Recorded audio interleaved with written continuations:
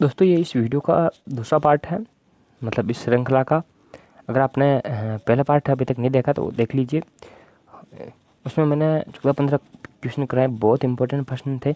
वो भी वो सबसे ज़्यादा कॉन्सेप्ट बेस्ड थे। जिस प्रकार की मैं वो क्वेश्चन उठा रहा हूँ, ये इम्पोर्टेंट होते हैं अपने लिए, ये अपनी मेरिट बनाने में। दोस्तों एक एक नंबर अपनी जो सिलेक्शन में बहुत महत्वपूर्ण योगदान देता है। एक नंबर से रह जाते हैं, एक नंबर की क्या बात करें, जो लेवल 2 में वेटिंग लिस्ट में उनसे पूछिएगा पॉइंट पॉइंट का कितना महत्व होता है। रेट लेवल सेकंड में परसेंटेज उनके है ना, बी के परसेंटेज को मतलब इनमें सब मिलकर लिया गया, उनके 30 चित्र का आंकड़ा वो जो है रखा गया है। तो इस प्रकार जो चीज़ें हैं वो बहुत हमारे लिए महत्वपूर्ण होती है, हर एक नंबर। तो किसी भी प्रकार के भी प्रश्न आ सकते हैं, और जो प्रश्न भी वही लिए हैं जो पिछले एग्जाम में आए हुए हैं। तो इस प्रकार के प्रश्न आपके लिए बहुत महत्वपूर्ण है। देखो अपना अगला पहला प्रश्न जो 16वां है, संसार में अधिकतम ट्यूबवेल किस देश में है? अमेरिका, ऑस्ट्रेलिया, चीन और भारत। किस देश में है बताइए जल्दी से। बहुत आसान सा प्रश्न है। 8/8/2011 में आया हुआ है। 8/8/2011 के पिछले वाले वीडियो में बहुत शानदार शानदार प्रश्न किए थे, जल्दी से देखिए उस वीडियो को। संसार में अधिकतम ट्यूबवेल किस देश में है? बिल्कुल भारत में सबसे ज़्यादा ट्यूबवेल है। ठीक है, और तालाब भी भारत में सबसे ज़्यादा है। तो इसका चौथा ऑप्शन बिल्कुल सही है ना। अगला प्रश्न देखो, 17वां प्रश्न है, विश्व जल संकट का प्रमुख कारण है। ये यूपी टेट में आया हुआ है 2011 में। नगरीकरण, औद्योगिकरण, विश्व के तापमान में वृद्धि और अम्लीय वर्षा।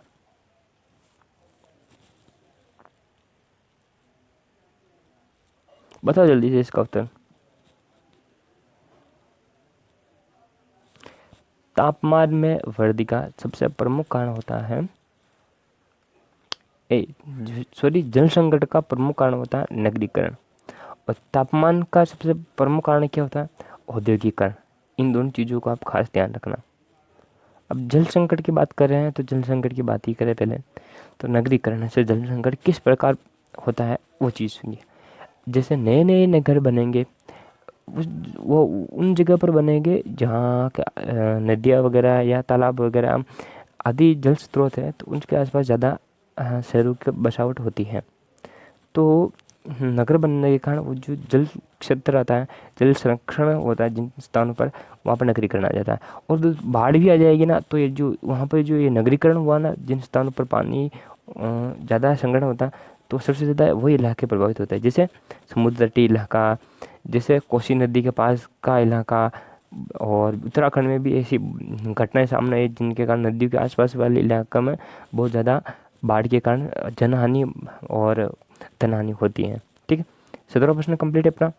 18वां देखो, जल संग्रहण के संबंध में वहाँ की क्षेत्रीय भाषानुसार कौन सा युग्म सम्मिलित नहीं है? अब देखिए, राजस्थान में खड़ी नहीं क्या? दूसरा देखो, बिहार में बिहार में आहार नामक जल संग्रहण स्थान है। तीसरा देखो, कर्नाटक में कांदी, और चौथा है तमिलनाडु में एरिस। तो इनमें से देखिए कौन सा सम्मिलित नहीं है। जो उत्तराखंड टेट में आया हुआ है ये 2014 में।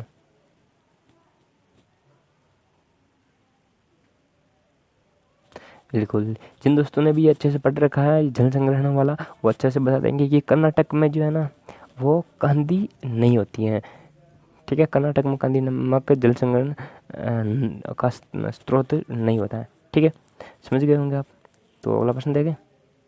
अगला प्रश्न देखो, 19वां प्रश्न, जल समस्या का निराकरण संभव है किसके द्वारा है? जल अपव्यय को रोककर, समुचित जल प्रबंधन कर, वाटर हार्वेस्टिंग द्वारा, और इनमें से सभी के द्वारा आप जल समस्या का निराकरण कर सकते हैं। तो बताइए इसका 19वें प्रश्न का एकदम सही उत्तर। बिल्कुल साधारण सा उत्तर है इसका, कि आपको जल अपव्यय भी रोकना पड़ेगा, आपको समुचित जल प्रबंधन मतलब तालाब, बावड़ी, टाँका आदि का निर्माण भी करवाना पड़ेगा, और आपको वाटर हार्वेस्टिंग मतलब छत जल संरक्षण जैसी चीज़ों को भी आपको अपनाना पड़ेगा। तो इसमें कौन सा ऑप्शन हो जाएगा? चौथा ऑप्शन। इनमें से सभी जल समस्या निराकरण और संरक्षण के लिए महत्वपूर्ण है। ठीक है, अगला शानदार प्रश्न, वर्षा जल संचयन का सबसे प्रमुख उपयोग होता है, किसमें होता है? सिंचाई, पेयजल, कृषि और भूमिगत जल स्तर वृद्धि में। यह ऑप्शन ये आता है कि उपयुक्त सभी, तो हम सभी वही करते हैं, पर इनमें से सबसे ज़्यादा पूछ लिया गया है, तो आपको इनमें से एक को चुनना होगा।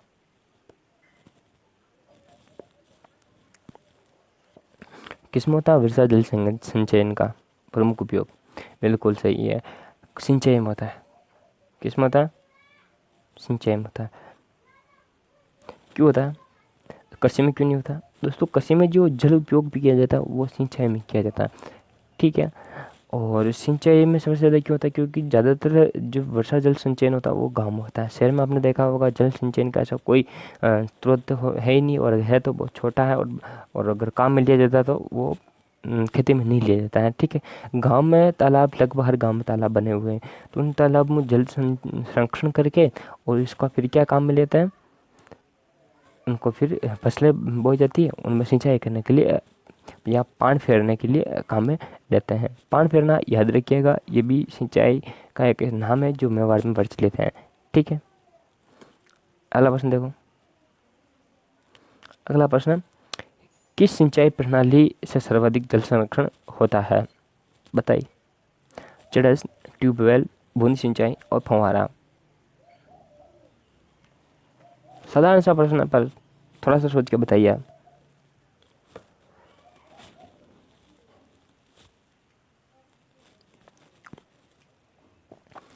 ज़्यादातर दोस्त इस चड़स में अटके हुए हैं ना।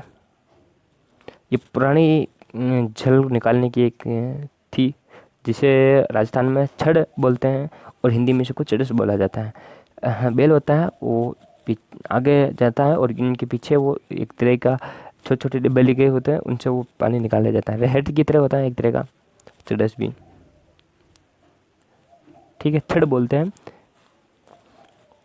एक खालड़े, मतलब जो खाल होती है ना, उसका एक बड़ा सा बनाते हैं। जैसे हम कोई भी एक ड्रम बड़ा सा होता है, उसमें से लटका के रखते हैं। जैसे ही बेल पीछे जाता है तो अंदर बढ़ जाता है, और वापस निकल आगे बढ़ते हैं तो क्या होता है, इसमें पानी भरकर ऐसे आगे डाल दिया जाता है, ठीक है। काफ़ी उपयोगी था प्राचीन समय में। अब तो विद्युत चलित मोटर, इंजन आदि सभी का प्रयोग किया जाता है ट्यूबवेल में, ठीक है। तो इनमें से जल संरक्षण सर्वाधिक किससे होता है? बताइए जल्दी से। बूंद बूंद सिंचाई, बिल्कुल सही है।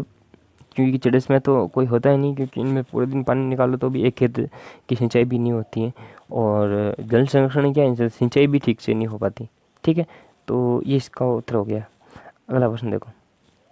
अगला प्रश्न, निम्नलिखित में से कौन सा 100% खुले में शौच मुक्त अर्थात ODF राज्य है, जिसको केंद्र द्वारा खुले में शौच मुक्त प्रदेश घोषित किया गया है?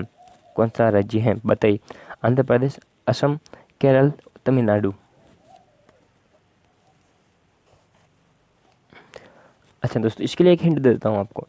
वही राज्य है जिसकी साक्षरता दर सबसे ज़्यादा है। महिला साक्षरता दर भी, पुरुष साक्षरता दर भी, और टोटल साक्षरता दर भी सबसे ज़्यादा है। बताइए आप, कौन सा राज्य है वो? बिल्कुल सही, केरल। केरल बिल्कुल शौच मुक्त राज्य बन गया है, ठीक है। आपको याद रखना है। और भी आ सकता है ऐसा प्रश्न। अगर देखिए, क्योंकि ये सबसे ज़्यादा शिक्षित राज्य हैं, तो इस प्रकार की चीज़ों में यही आगे रहेगा। अगला प्रश्न है 23वां। कॉलम फर्स्ट में दिए गए दिवसों को कॉलम सेकंड में दी गई तिथियों से सुमेलित कीजिए। विश्व जल दिवस, ओजोन दिवस, विश्व पर्यावरण दिवस, अंतर्राष्ट्रीय जैव विविधता दिवस और पृथ्वी दिवस।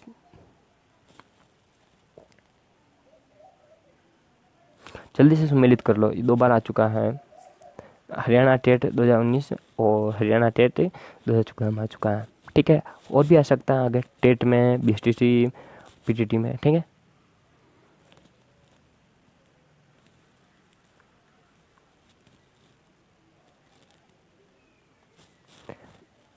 PTT मतलब प्री टेट है ना। आगे देखो। देखो आप पहले इनको मिलान करो, 10 सेकंड का टाइम है आपके लिए, जल्दी से मिलान कर लो इनको। और दोस्तों नीचे के बाकी अगले जो कोट है उन पर ध्यान मत दो, इन पे इनको मिलाओ, उनको तो हम बाद में निकाल लेंगे अपने हिसाब से। जरूरी थोड़ा कि हर प्रश्न के साथ वो सम्मिलित करें, हम इनसे ही काम चल रहा है तो क्यों इतना टाइमिंग में टाइम खराब करें।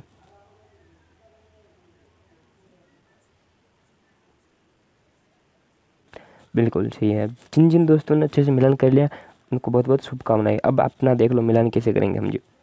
पहले देखो विश्व जल दिवस कब मनाया जाता है? 22 मार्च को, ठीक है। 22 मार्च को क्या मनाया जाता है? विश्व जल दिवस। और अगला देखो पृथ्वी दिवस कब मनाया जाता है? 22 अप्रैल को। दो चीज समझ में आ गई। जल दिवस 22 मार्च और जस्ट एक महीने बाद पृथ्वी दिवस, याद रहिएगा। जल हमें सबसे पहले क्या चाहिए? जल चाहिए, तो पहले जल आएगा, फिर पृथ्वी चाहिए। मतलब अगर हम अंतरिक्ष में रह रहे हैं, अंतरिक्ष में गए हुए हैं, मतलब मान लो, तो भी हम कुछ समय तक जिंदा रह सकते हैं, पर उसमें भी हमको पानी की आवश्यकता पड़ेगी ना। उसके बाद हमें ज़मीन की आवश्यकता होगी। हम बिना ज़मीन के भी जिंदा रह सकते हैं, परंतु बिना पानी के नहीं रह सकते। तो पहले क्या आ जाएगा हमारे लिए? जल आ जाएगा। तो 22 मार्च को कौन सा? जल दिवस। और फिर 22 अप्रैल को कौन सा? पृथ्वी दिवस। दोस्तों महीनों महीनों तक जो अंतरिक्ष में जाने वाले रह सकते हैं, तो आप मान लीजिए कि एक महीने बाद हमको पृथ्वी चाहिए, तो एक महीने बाद आपका पृथ्वी दिवस, ठीक है। इस प्रकार आप याद रख सकते हैं। ओजोन दिवस सबको याद होता है। ओजोन दिवस क्या होता है? 16 सितंबर को मनाया जाता है, ठीक है। याद रखना अच्छे से, ओजोन दिवस कब मनाया जाता है? 16 सितंबर को। विश्व पर्यावरण दिवस बहुत ज़्यादा ही पहुँचे गए हैं, क्योंकि एक EWS मतलब अपना जो पर्यावरण होता है ना, इन्वायरमेंट वाला, इसमें इस प्रकार के प्रश्न बहुत ज़्यादा पूछे गए। रिट सीटेट एस्टेट यूपीटेट इस प्रकार के प्रश्नों में, सॉरी इस प्रकार की परीक्षाओं में। तो बताओ विश्व पर्यावरण दिवस कौन सा है? 5 जून को मनाया जाता है विश्व पर्यावरण दिवस। अब कौन सा बच गया अपना? अब बच गया है विश्व सॉरी अंतर्राष्ट्रीय जैव विविधता दिवस। मतलब विश्व जैव विविधता दिवस कब मनाया जाएगा? 22 मई को। कब मनाया जाएगा? 22 मई को, ठीक है। याद रखिएगा 22 मार्च को क्या? जल दिवस। 22 अप्रैल को 22 अप्रैल को क्या? पृथ्वी दिवस। और 22 मई को अंतर्राष्ट्रीय जैव विविधता दिवस, ठीक है। इस प्रकार याद रख सकते हो। 5 जून पर्यावरण दिवस सबको याद होता है। विश्व जल दिवस विश्व ओजोन दिवस है 16 सितंबर को, सबको याद रखता है रहता है, क्योंकि इस प्रकार के प्रश्न बहुत बार पूछे जा चुके हैं। तो ये बहुत महत्वपूर्ण वाले प्रश्न थे आज भी। अगले वीडियो में और शानदार प्रश्नों के साथ हम मिलेंगे। तब तक आप अपना प्यार बनाए रखिए दोस्तों, और बहुत बहुत धन्यवाद आपको। Have a nice day. Channel को लाइक शेयर सब्सक्राइब करिए, दोस्तों को शेयर कीजिए वीडियो, ताकि आगे आने वाले बहुत शानदार शानदार प्रश्न मिल सके। हम मैराथन क्लास भी लगाएंगे जिसमें पूरा पेपर एक साथ करवाएंगे, तो आपको बहुत ज़्यादा हेल्पफुल रहेगा, ठीक है दोस्तों। Thank you so much. Have a nice day. जय श्री राम।